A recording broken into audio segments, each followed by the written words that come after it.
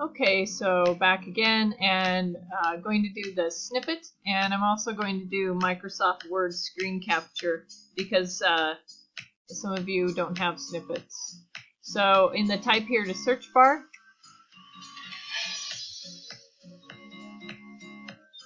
you type snipping tool and you click on the app.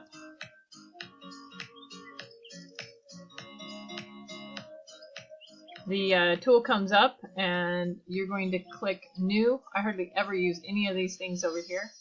And you'll click new and it comes up and grays your screen. You can take a snippet of anything you want. You can take a little piece of it, you can take the whole thing, you can take whatever. Snip it out. Now, you can then save it to your drive and have it forever. Or if you're just using our email and you want to email it, or you want to put it someplace else, you can edit, copy it. And then once you copy, you can use it there. So that's snippet. The other one, if you want to send it out on an email, you can go to Word, blank document. The document comes up.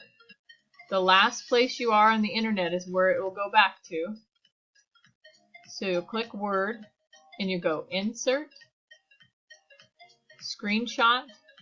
Don't go to these. This is going to be the entire screen. If you want a print screen, you can do this. Or you can click Screen Clipping. When you click Screen Clipping, it goes back and turns gray just like the other app did. And then you can select what you want to select. And that comes up on a Word document. From the Word document, you can either save the Word document, copy it to a Google Doc, or to email or whatever.